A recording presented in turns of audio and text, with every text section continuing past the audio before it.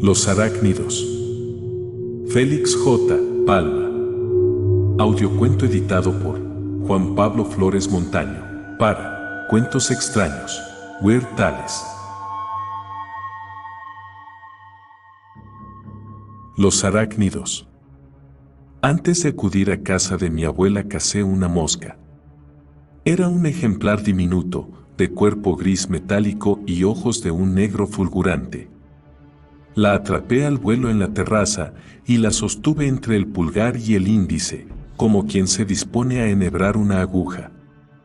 Así estuve un rato, aspirando el aroma de los almendros que la brisa arrastraba hasta mi ático mientras sentía contra la yema de los dedos el rebullir de aquella vida minúscula e insignificante que, como un dios cruel, podría truncar con solo una ligera presión.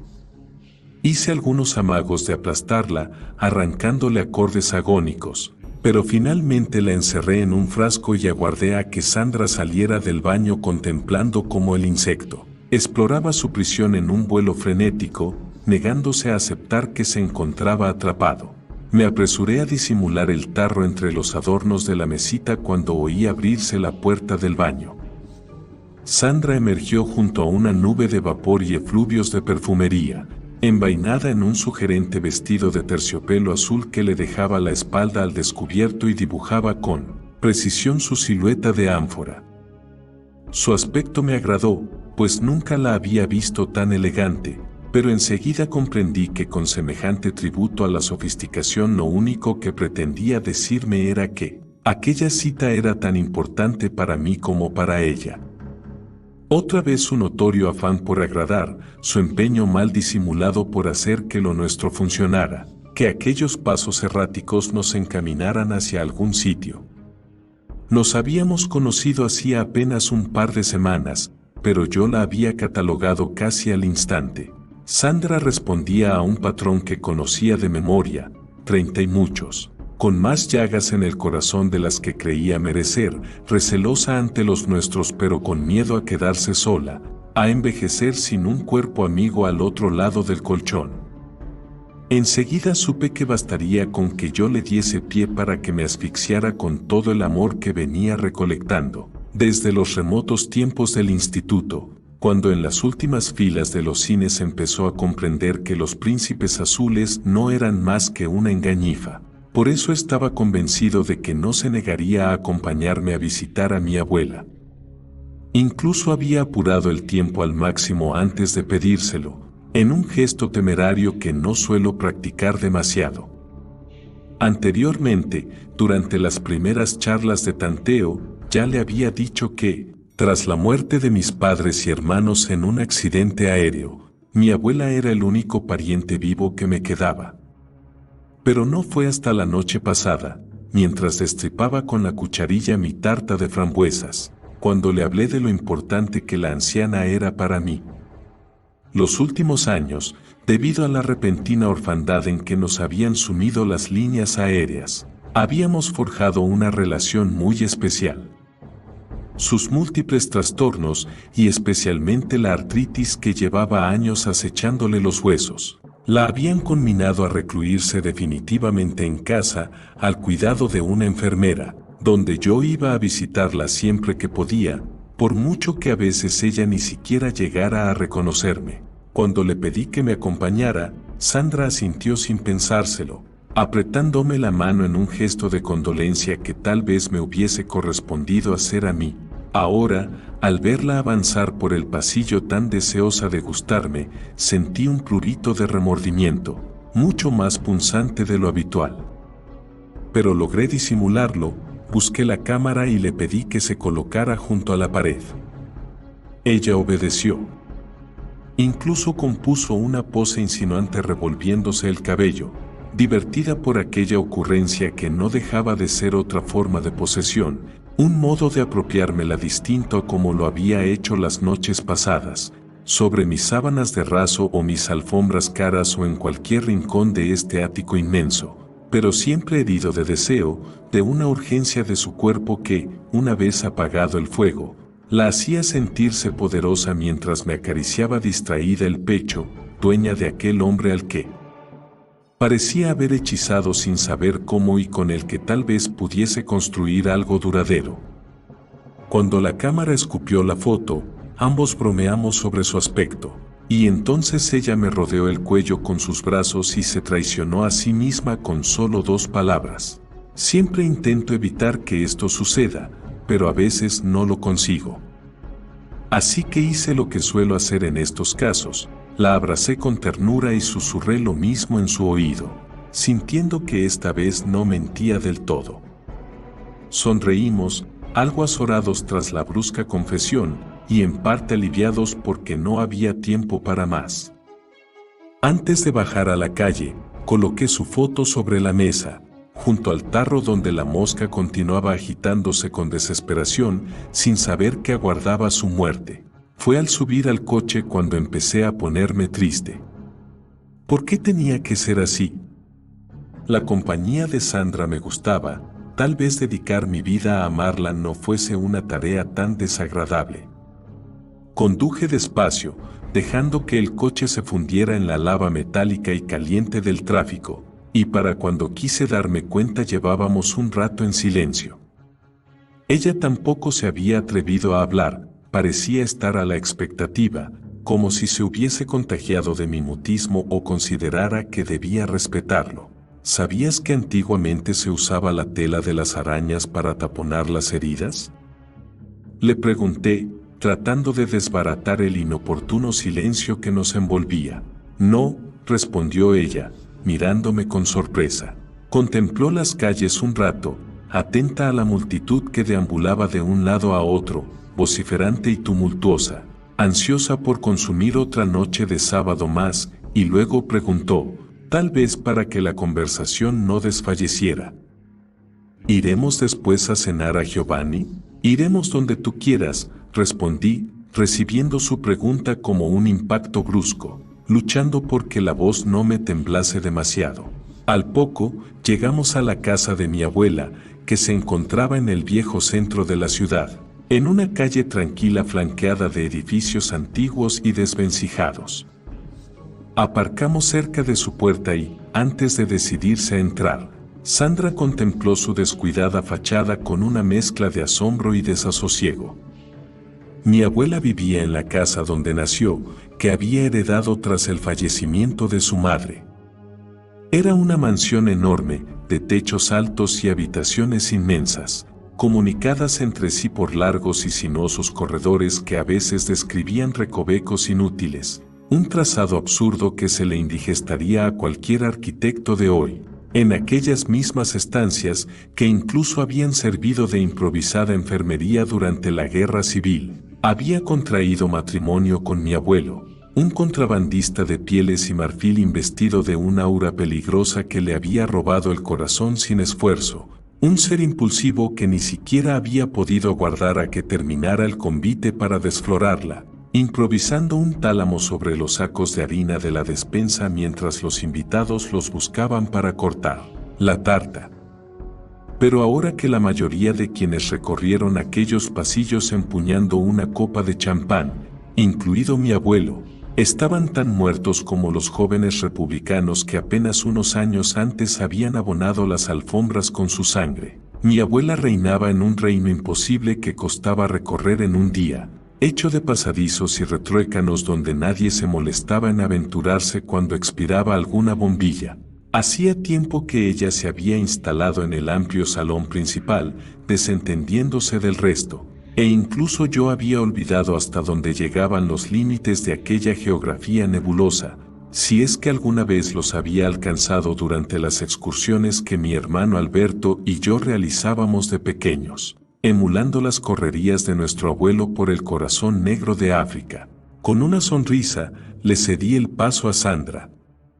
Sus tacones sonaron melancólicos al atravesar el zaguán y el pequeño patio que lo precedía, un baldío cuya regia solería se hallaba cuarteada, abierta en distintos lugares por la pujanza de los marojos.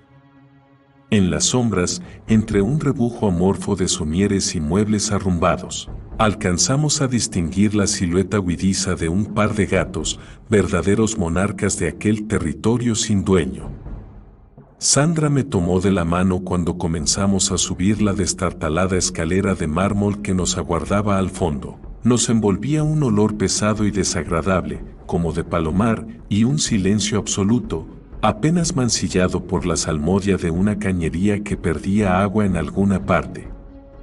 Tomé la aldaba y ejecuté varios golpes sobre el portalón, con la misma sensación de inutilidad de siempre. Pero aunque aquellos tañidos parecían disolverse en el aire antes de poder llegar a oídos de nadie, el portón no tardó en abrirse, y la rocosa silueta de la enfermera se insinuó apenas en la luz mortecina del pasillo. Más que saludarnos, nos medimos en la penumbra como animales de monte. Mi relación con ella era de absoluta indiferencia. Yo no recordaba su nombre, si es que alguna vez lo había sabido. Y nunca había sentido el más mínimo interés por entablar amistad con aquella criatura enorme que ya desde el primer día se movía por la casa con un sigilo estremecedor. Fue mi abuela quien la contrató cuando llegaron los primeros achaques contra la voluntad de mis padres, que pretendían arrumbarla en algún asilo, y ahora parecía existir entre ambas un vínculo extraño, una complicidad nacida al amparo de aquella penumbra desoladora, en aquel reducto ajeno al discurrir del universo, que yo ni sabía ni quería interpretar, depositaria de la pequeña fortuna amasada por los rocambolescos viajes de su marido, en los que ella le acompañó hasta que se lo llevó un brote de cólera. Mi abuela había armado a su gusto su reducido mundo.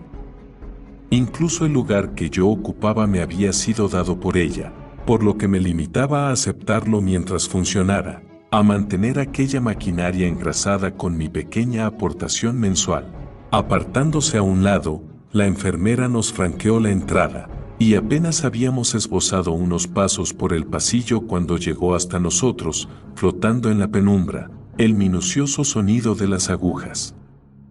Sandra me dedicó una mirada de interrogación, y tuve que apaciguarla con una sonrisa.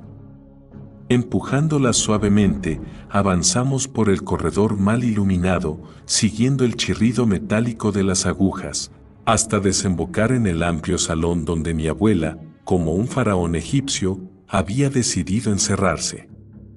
Era una estancia inmensa, presidida por una claraboya de cristales polvorientos que volcaba la claridad de la luna sobre su centro. En ese barrizal de luz se encontraba el viejo diván donde, entre cojines enormes como peñascos, descansaba el cuerpo indefinido de mi abuela. Llevaba puesta una bata deshilachada y estaba tapada por una manta de un color tan ceniciento como el estampado del sofá, por lo que bajo aquella luz cada vez me resultaba más difícil precisar sus límites, discernir si se encontraba en los huesos o por el contrario habría engordado. Al contemplarla me invadió nuevamente la sensación de que los años se acumulaban en ella sin segundas, jugando a desgastarla con paciencia de artesano, tal vez con la intención de averiguar cómo era un ser humano tronchado al máximo.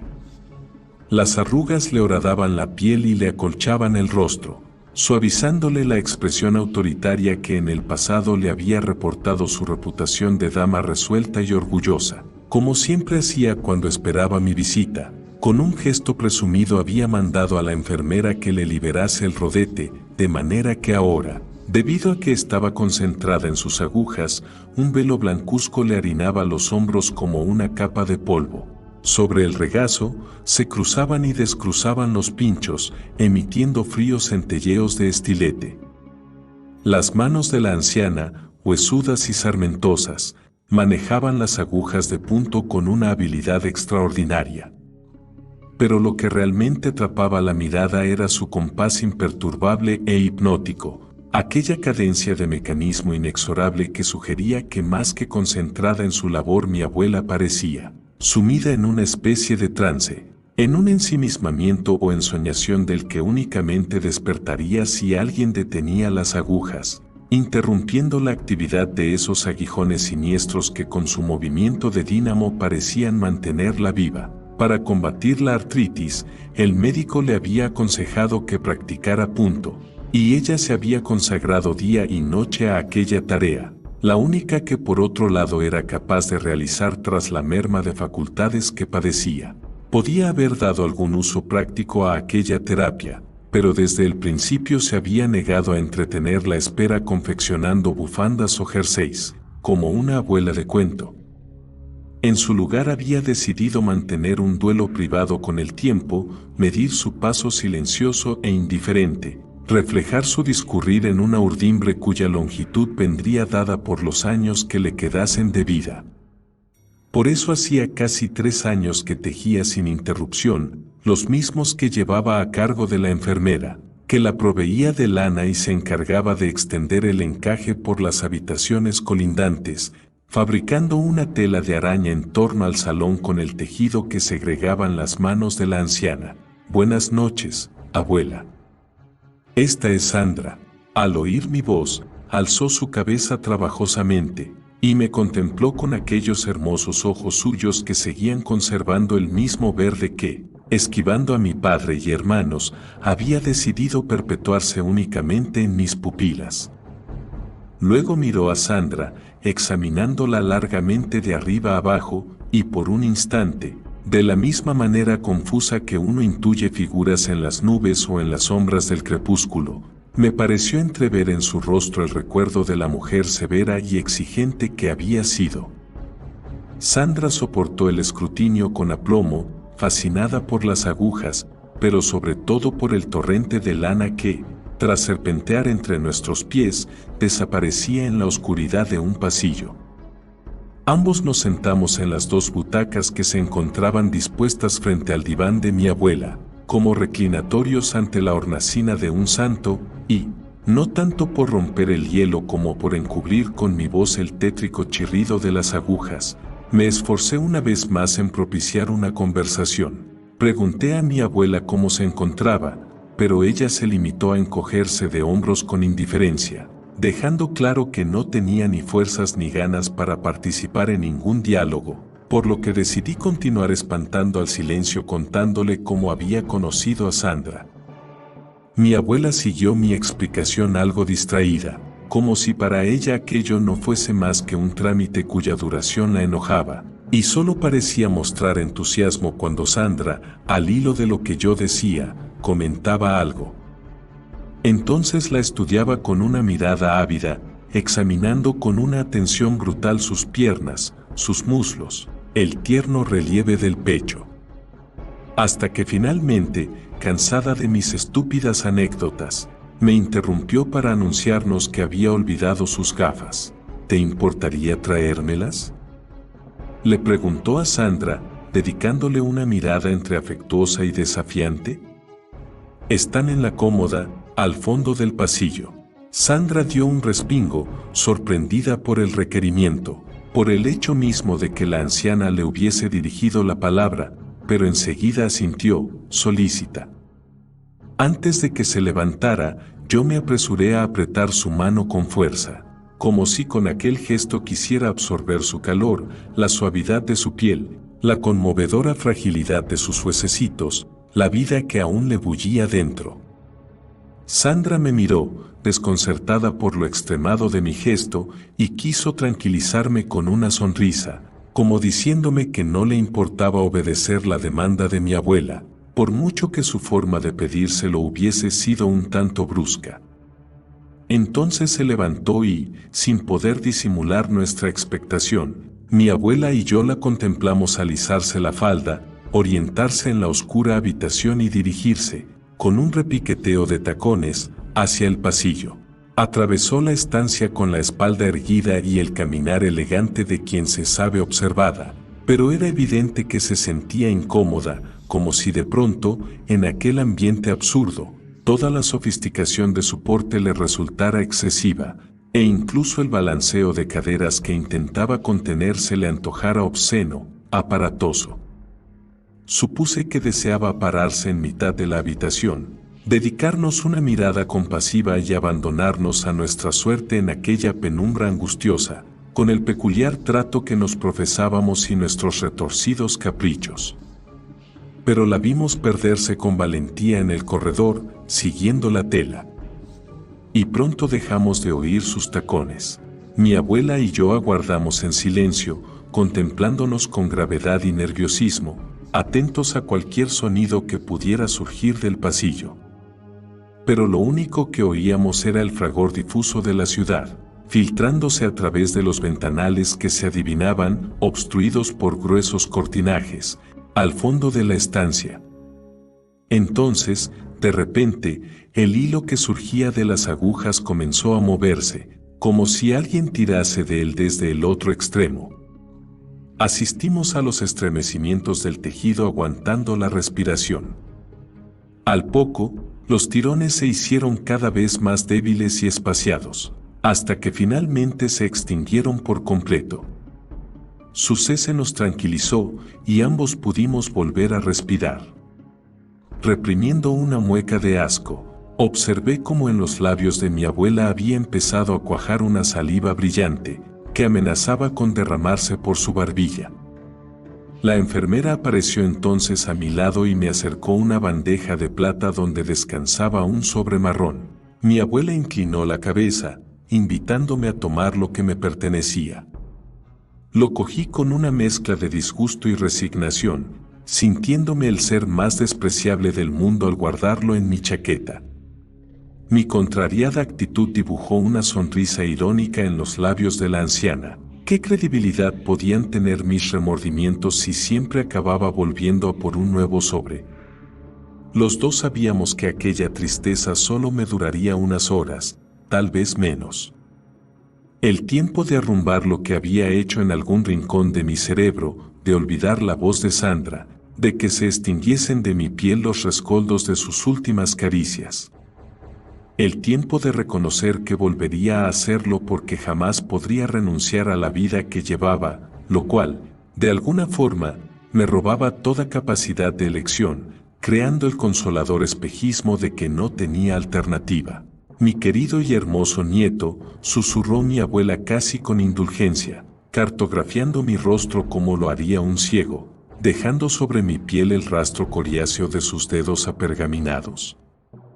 El mundo se rinde ante tu belleza, y así era. Mi aspecto de arcángel ocioso me permitía traerle lo mejor de la ciudad. Y a cambio, ella dejaba que su fortuna fuera goteando en mis bolsillos, como un riego pertinaz que me permitía vestir chaquetas caras, conducir coches de lujo, vivir entre las nubes. Todo menos enamorarme. Me levanté y me incliné sobre su frente para sellar la ceremonia con el tradicional beso de despedida. Pero esta vez prolongué el roce de mis labios más de lo habitual, sintiendo su mandíbula descansar en la concha de mis manos, percibiendo su inmensa fragilidad, advirtiendo que bastaba con un gesto, con un movimiento casi desganado para oír el crujido que pondría fin a todo, mientras sentía, a la altura del estómago, la presión apenas insinuada de las agujas. Con cuánta perfección representaba aquella postura de cariño, aquel abrazo cargado de sutiles amenazas, el delicado equilibrio de nuestra relación.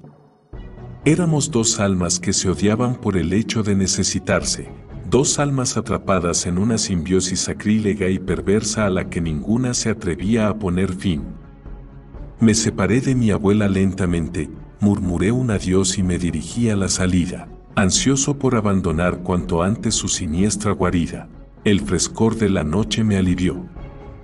Contemplé la luna, llena y lustrosa como una fruta confitada, mientras trataba de serenarme. Luego subí al coche y puse rumbo hacia mi ático, pero acabé en el bar de un hotel, gastándome en alcohol una buena parte del contenido del sobre. Llegué a casa medio borracho y, tras despejarme la cabeza con un poco de cocaína, cogí la foto de Sandra y el tarro con la mosca y me dirigí a la habitación cerrada con llave que se encontraba al fondo del pasillo, en la otra ala de la casa. Se trataba de un pequeño cuarto sin apenas mobiliario, con una ventana estrecha que arrojaba sobre el parqué un escupitajo de luna. Cerré la puerta a mis espaldas y me acerqué a una de sus paredes, que se encontraba cubierta de fotografías de mujeres. Las observé con nostalgia. La mayoría sonreían, divertidas o falsamente procaces, aunque también las había que miraban la cámara con seriedad, sumidas en una solemnidad ridícula, como si sospechasen que aquella iba a ser la última foto de sus vidas. Todas se encontraban en mi apartamento, en la misma esquina del salón donde había fotografiado a Sandra apenas unas horas antes. Con una mueca de disculpa, coloqué su foto al final de la hilera y observé el mosaico como si se tratara de una obra de arte. Natalia, Teresa, Elia, Paula y tantas otras que ni siquiera habían dejado en mí la impronta de sus nombres. Algunas de aquellas muchachas habían aparecido en los periódicos, pero nadie podía relacionarme con ellas. Mi ámbito de casa era grande, incluía desde discotecas a museos, y una vez las hechizaba solía llevarlas a los bares más discretos y a los restaurantes menos concurridos, e incluso les proponía pequeñas excursiones a los pueblos vecinos con el objeto de alejarlas lo más posible del ambiente donde se movían, sembrado de conocidos que quizá pudiesen acordarse de mi descripción si las circunstancias lo requerían. Por eso mismo también evitaba frecuentar sus pisos, y mi ático, que coronaba un aséptico inmueble de lujo habitado por modelos, ejecutivos y otras aves dadas a las largas migraciones y tan autosuficiente como un búnker, acababa convirtiéndose en el escenario casi exclusivo donde transcurría la parte más terrenal de nuestros romances. Pero ese cuidado extremo por no dejar la más mínima huella en sus mundos también me había obligado a abortar algún cortejo en marcha. Más de una le debía la vida a un amigo o familiar que se había acercado a nosotros de repente, cuando ya la había embaucado, obligándome a formar parte de una reunión imprevista antes de poder desaparecer con cualquier excusa, como un león que abandona la pieza herida en mitad de la sabana porque le incomodan que los buitres lo vean comer. Pero la experiencia no me había enseñado únicamente a ser cuidadoso.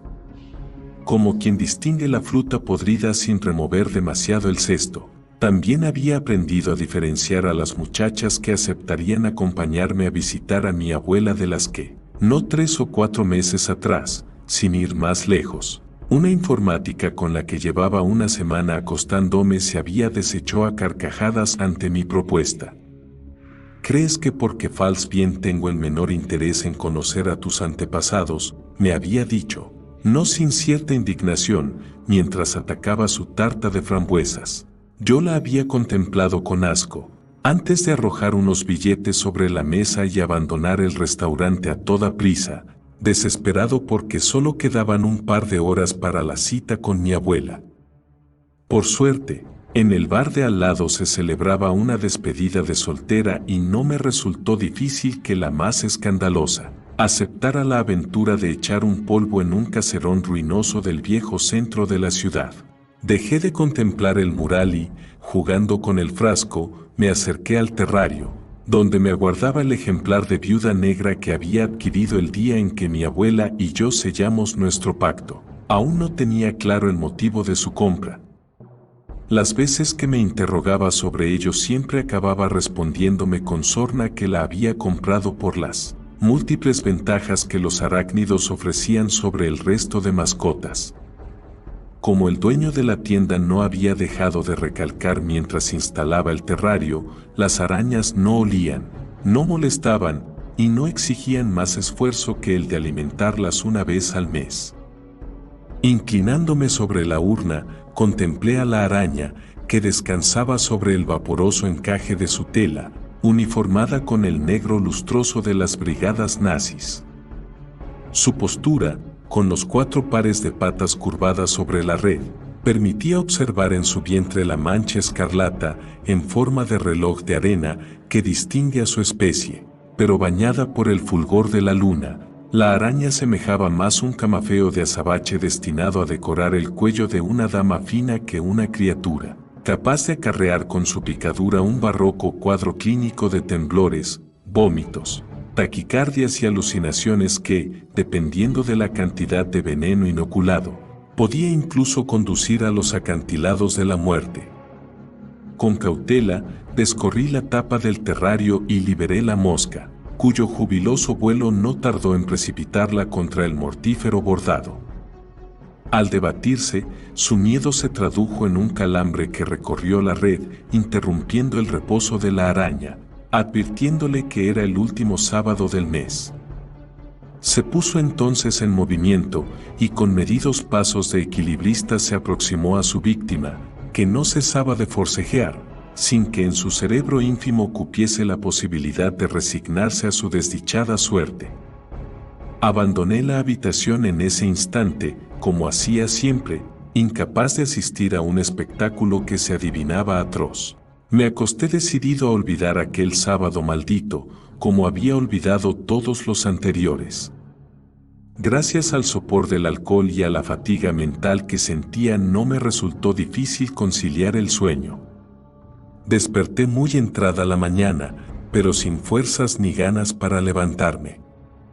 Por lo general no hubiese tardado mucho en darme una ducha y dirigirme al club, para empeñar el resto de la jornada en alguna sauna o jugando al squash, rodeado de otros como yo, hombres de porte atlético y elástico, mariscales modernos que dirigían la expansión de sus imperios dictando órdenes a través del móvil mientras tomaban un martini en el bar, individuos que sin embargo no podían concebir más maldad que la del adulterio o el soborno, aquellas mezquindades de juguete que nada tenían que ver con las que yo conocía.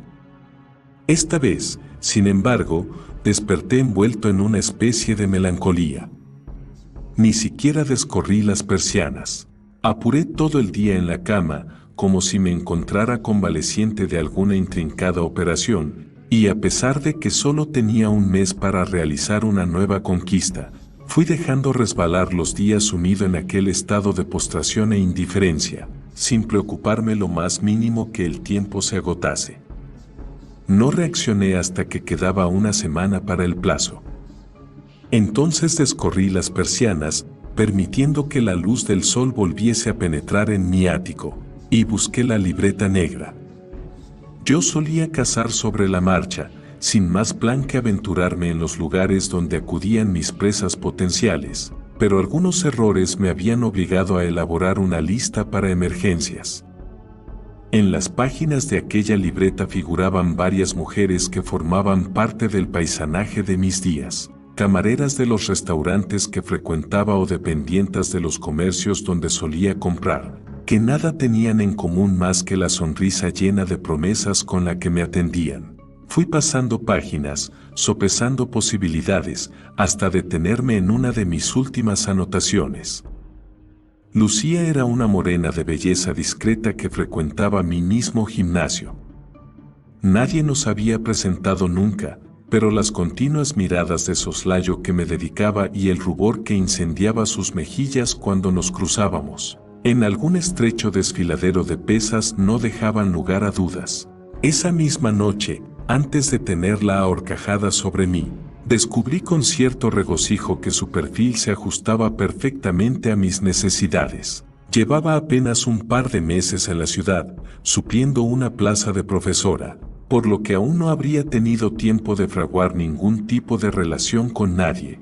Vivía sola en un piso pequeño y destartalado, su madre había muerto el año pasado y su padre, al que parecía quedarle grande el traje de viudo, solo la llamaba de tarde en tarde, cuando el inmenso dolor en el que andaba sumido retrocedía como la marea, permitiéndole recordar que tenía una hija ganándose el jornal en alguna ciudad remota.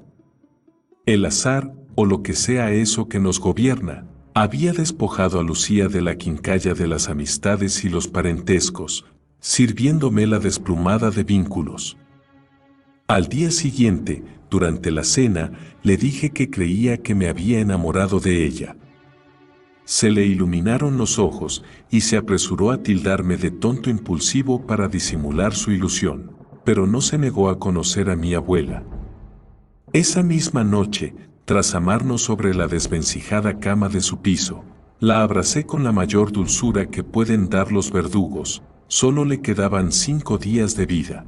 El último sábado de aquel mes lo pasamos encerrados en mi ático, explorando los límites de la pasión en un colchón más cómodo.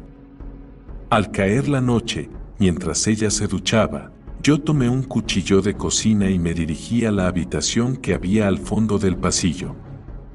Cerré la puerta a mis espaldas y me apoyé contra ella. Desde allí observé el terrario, que se encontraba iluminado por un caño de luna. Apreté aquel enorme cuchillo de matarife, sintiendo como la vista se me nublaba y un sudor frío como la aguanieve me corría por la espalda. Tomé una bocanada de aire, enarbolé el arma y, con el corazón batiéndome el pecho, me acerqué a la urna, temiendo absurdamente que los quejidos del entarimado pudiesen alertar a la araña. Pero ésta dormía sobre su tela, tal vez incluso soñaba. Me pregunté qué clase de sueños podría tener un insecto. Lentamente, aguantando la respiración, descorrí la tapa del terrario. Con un movimiento rápido, la ensarté con la punta del cuchillo, desbaratando de paso el entramado de su red, y la aplasté con firmeza contra el suelo de grava. La araña emitió un crujido de artefacto mecánico, de caja de música que se obtura, antes de reventar y salpicar el cristal de una sustancia amarillenta. La contemplé durante unos segundos, mientras recuperaba el aliento. Limpié el cuchillo con una mueca de asco y, tras guardármelo en el bolsillo interior de la chaqueta, abandoné la habitación dando tumbos. Lucía me esperaba en el salón, vestida con una sencilla chaqueta, como preparada para consumir una mañana batallando en las aulas. Me interrogó con la mirada al verme aparecer, pálido como un fantasma, pero yo no dije nada. Me limité a coger las llaves del coche y ordenarle que me siguiera con un gesto desabrido. Hacía una noche fresca, preñada de aromas primaverales. Subimos al coche sin mayor dilación y pusimos rumbo hacia el viejo centro de la ciudad. Conduje despacio, casi absorto. Me encontraba confundido. No sabía por qué había matado a la araña, ni tampoco para qué había decidido traer el cuchillo conmigo. ¿Pensaba usarlo contra mi abuela? ¿Pretendía ensartarla también con el arma?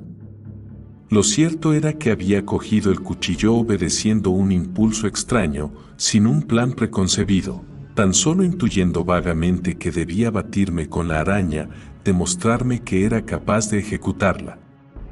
Y ahora no sabía si debía continuar con el exterminio que tan alegremente había emprendido. Sentía que aquella noche no podía acabar como las demás, pero no se me ocurría cómo impedirlo. Miré a Lucía de soslayo, que permanecía muy quieta en su asiento, tal vez intimidada o aturdida por la hosca expresión de mi rostro. Me esforcé en componer una sonrisa tranquilizadora y traté de rebajar la tensión hablando de cualquier cosa. ¿Sabías que en China existen varias leyendas antiguas relacionadas con las arañas? Se cuenta, por ejemplo, que hubo una vez dos hermanas que se transformaron en arañas inmensas, aberrantes, que, en vez de hilar seda, elaboraban fuertes sogas con las que ahorcaban a sus enemigos. Hasta que el dios Sanjutsu logró vencerlas y matarlas. Lucía me miró con perplejidad, pero enseguida sonrió, contenta de que hubiese abandonado mi mutismo.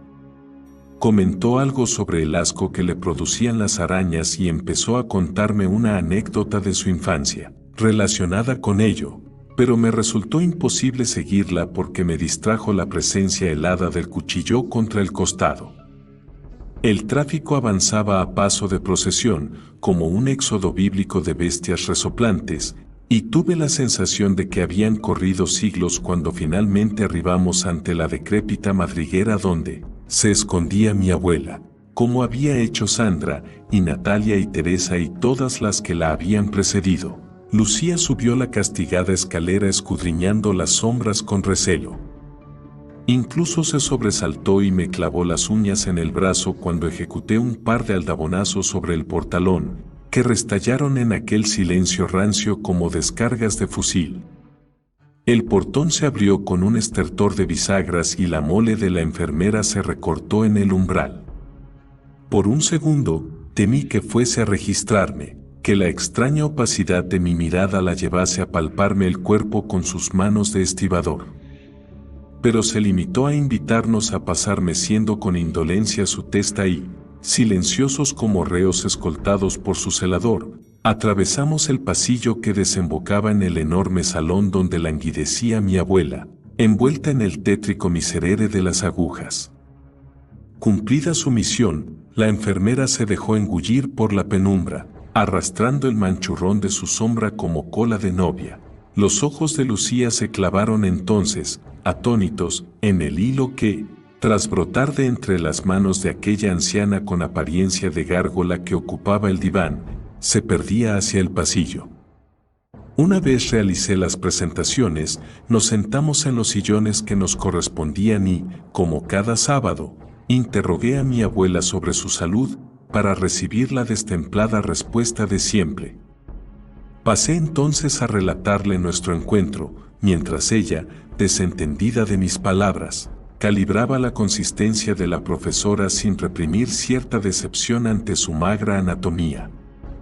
Turbada, Lucía se dejaba inspeccionar sin atreverse a protestar, y yo sentía contra mi estómago la presencia cada vez más incuestionable del cuchillo, el vigor de su hoja, la sed de su filo. Un sudor frío empezó a derramarse por mi espalda mientras me esforzaba por no perder el hilo de mi relato, presintiendo que mi abuela no tardaría en interrumpirlo para exigir su tributo.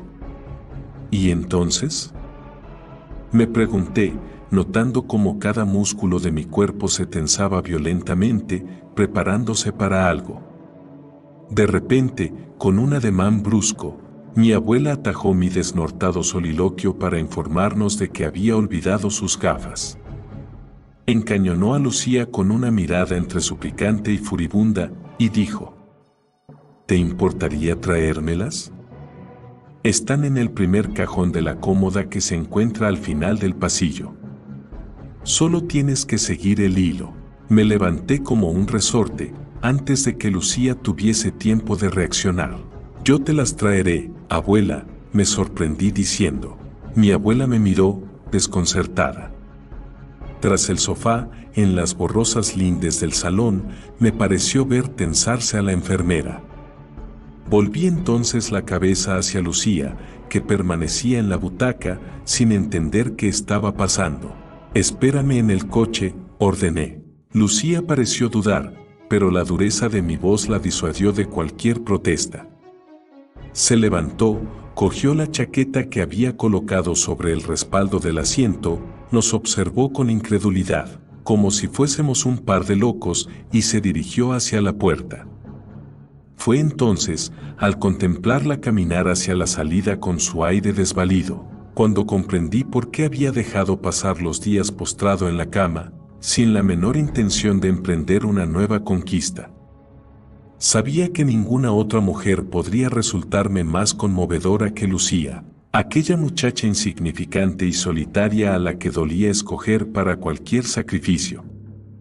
Desde el día que la conocí supe que ella sería la única capaz de detener aquel carrusel de víctimas, de romper el macabro pacto que me ataba a mi abuela. El mugido de la puerta al cerrarse retumbó en la estancia y se propagó por toda la casa, haciendo vibrar los hilos que enmarañaban las habitaciones como cuerdas vocales. Me llevé entonces la mano al bolsillo y exhibí el cuchillo que, al absorber la claridad lunar que se despeñaba por la claraboya, centelleó en la penumbra, con excesiva aparatosidad. Creo que la irrupción en escena del arma me sobrecogió a mí tanto como a ellas. Al verla, mi abuela interrumpió su labor y alzó las agujas, apuntándome con ellas. Sin saber muy bien qué hacer, empuñé el cuchillo a la altura del estómago, tratando de componer una postura amenazadora. Nos sostuvimos la mirada durante un instante eterno. Era difícil descifrarle la expresión bajo los sedimentos de las arrugas, pero sus ojos relucían feroces, indignados ante mi ridículo motín. Quizás se estuviese preguntando si aquel era el esperado final de nuestra relación contra natura, si todo acabaría en una vulgar reyerta a cuchilladas, Si después de haber derramado tanta sangre había llegado la hora de verter la nuestra. La disposición de las agujas hacía pensar que mi abuela estaba decidida, si mi rebelión iba más allá de una pataleta, a hundírmelas en el vientre sin la menor vacilación. De soslayo, espié a la enfermera, preguntándome si también tendría que enfrentarme a ella. La asistente poseía una complexión de minotauro difícil de doblegar, pero por ahora no se había movido de su sitio, tan solo se limitaba a cambiar el tonelaje de su cuerpo de una pierna a otra, expectante. Tragué saliva. Yo había creado aquella situación y los tres sabíamos que a mí correspondía dar el primer paso. Lucía estaba a salvo. Podía guardar el cuchillo, disculparme ante mi abuela y salir de allí avergonzado, pero sabía que si escogía ese camino acabaría volviendo en cuanto se me agotara el dinero, trayendo del brazo una nueva víctima. Abalanzarme sobre mi abuela, por el contrario, significaba la posibilidad de perder la vida. Entonces clavé los ojos en el corredor por el que se perdía el hilo y comprendí para qué había traído el cuchillo. Siempre habíamos sospechado que mi abuela, acérrima enemiga de los bancos, guardaba su fortuna en la cómoda que se encontraba en alguna de las habitaciones de la casa, protegida tras el mortífero entramado de telarañas por el que solo ella, y tal vez la enfermera, sabían moverse sin peligro. Yo nunca me había atrevido a aventurarme allí, en aquel neblinoso reino de donde nadie regresaba, pero si no quería continuar sirviendo a mi abuela, no me quedaba más opción que tratar de encontrar la cómoda. Apreté el cuchillo y me acerqué al pasillo. Desde allí miré a la anciana, que me contemplaba con curiosidad, desafiándome a entrar, a enfrentar su trampa, a resolver mi vida para siempre o entregarla en el empeño. Aspiré una profunda bocanada de aire, intentando infundirme ánimos, y me interné por el corredor en busca de su dinero, enarbolando el cuchillo con el pulso tembloroso. Apenas había esbozado un par de pasos, cuando oí a mis espaldas las estremecedoras carcajadas de mi abuela y su lacaya, que se fueron extinguiendo a medida que me adentraba en las entrañas de la mansión. La galería por la que caminaba no tardó en desaguar en una estancia de mediano tamaño donde el hilo, dispuesto de una pared a otra mediante clavos y ganchos, empezaba a cobrar el aspecto de una intrincada tela de araña antes de perderse hacia el cuarto vecino. La crucé sin problemas, como al parecer habían hecho todas mis conquistas, tal vez algo desconcertadas por aquella caprichosa forma de tender el hilo, pero incapaces de adivinar que se estaban internando en una trampa. En el siguiente cuarto, donde la penumbra se antojaba más espesa y el entramado del hilo más tupido, mi pie tropezó con algo. El susto hizo que el corazón se me desbocara. Aferré el cuchillo con fuerza y con la mano libre tanteé en el estanque de penumbra que crecía a mis pies. Rocé un objeto duro y terso, del tamaño de una paloma. Acercándolo al resplandor de la calle que se filtraba por una tronera próxima, pude comprobar que se trataba de un zapato de tacón. Enseguida lo identifiqué, pertenecía a Sandra. Alcé el rostro y la descubrí ante mí, enredada en los hilos, en una postura descoyuntada que reflejaba los infructuosos esfuerzos que habría hecho por liberarse. Con espanto, observé que le faltaba un brazo y que tenía el rostro desfigurado a mordiscos. La claridad de la calle parecía cuajar como rocío en cada boquete del paisaje lunar en que las brutales dentelladas habían convertido el hermoso rostro de Sandra. Vomité allí mismo, arrodillado a los pies de la mujer que había pagado con una muerte atroz el haberse enamorado de mí. No me planteé la posibilidad de volver. Una vez repuesto, continué avanzando, empleando el cuchillo contra la maleza cada vez más compacta de los hilos. Trastabillando, atravesé estancias y galerías sumidas en una oscuridad amasacotada, agujereada de tanto en tanto por una pedrada de luz proveniente de no se sabía dónde.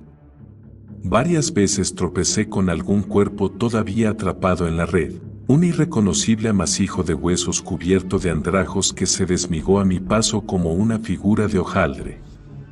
Gimoteando de rabia y desesperación por el macabro panteón que había ayudado a construir, seguí braceando entre la maraña, emprendiéndola a cuchilladas cada vez que quedaba enredado, hasta que la ausencia de restos humanos me indicó que no debía estar muy lejos de mi objetivo.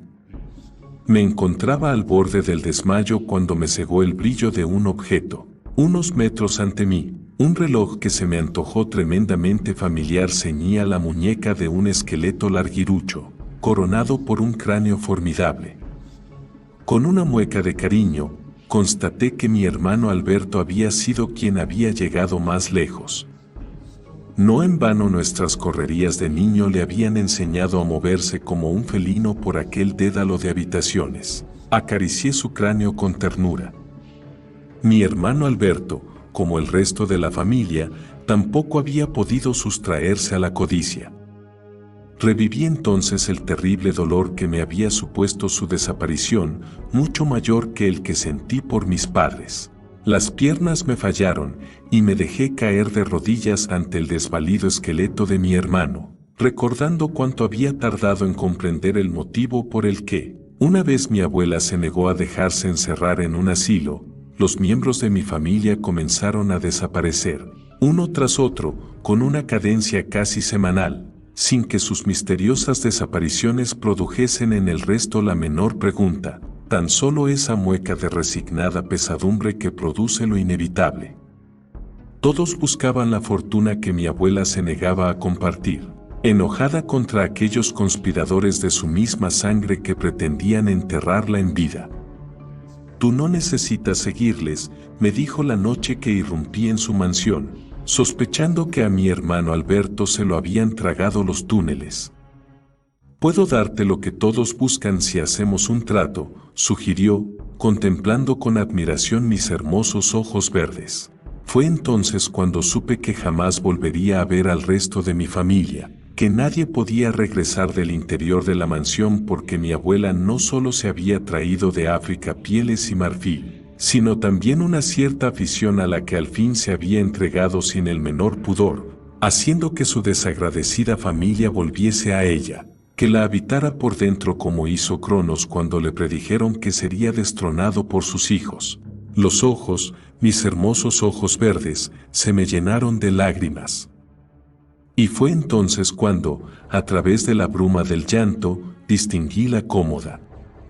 Su descubrimiento me dejó perplejo, debido probablemente a que nunca había creído realmente en su existencia. Pero allí estaba, a apenas unos metros de mí, esperándome, atesorando en sus cajones más dinero del que podría gastar. Solo tenía que cogerlo y huir de allí enseguida, hundiendo el cuchillo en las entrañas de quien intentara cortarme el paso. Me levanté trabajosamente y, lanzando cuchilladas ciegas a un lado y otro, avancé hacia el mueble. Dejando escapar un suspiro de impaciencia, noté cómo la pierna se me enredaba en un hilo. Tanteé en la oscuridad para cegarlo, consiguiendo tan solo que el brazo armado también quedara aprisionado en la red. Intenté soltarme, sintiendo con desesperación cómo iba quedando cada vez más maniatado, hasta que el cuchillo se me resbaló de las manos. Rebotó contra el suelo, alejándose de mí. Lo contemplé desaparecer con fastidio, tragado por aquella oscuridad impenetrable, pero no me importó porque la distancia que me separaba de la cómoda era mínima. Extendí el brazo todo lo que pude y sentí el roce helado del tirador del primer cajón. Apretando los dientes, continué estirándome, sin darme cuenta de que los hilos se tensaban cada vez más alrededor de mi cuerpo, hasta que sentí la tela oprimirme el cuello. Descubrí entonces, lleno de pánico, que me encontraba atrapado. Si continuaba intentando desasirme solo conseguiría estrangularme. Cuando lo comprendí dejé de forcejear y quedé allí, inmóvil en la tela. No sé cuánto tiempo pasé así, envuelto en aquel silencio denso y exacto.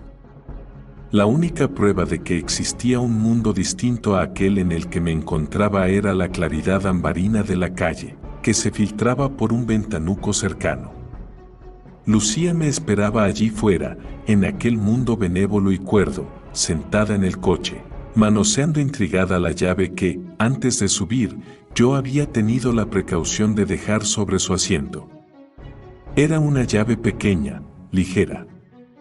No le costaría deducir que abría la habitación que se encontraba al final del pasillo. Aquella habitación siempre cerrada que más de una vez me había preguntado qué ocultaba. Esta noche lo sabría, pensé. Un estremecimiento en la red me arrancó entonces de mis pensamientos. Contemplé la vibración del encaje con horror y comprendí que, deslizándose por los hilos, algo venía hacia mí. No me moví, permanecí quieto, crucificado en el encaje, aceptando mi destino con una mansedumbre inusitada en una mosca.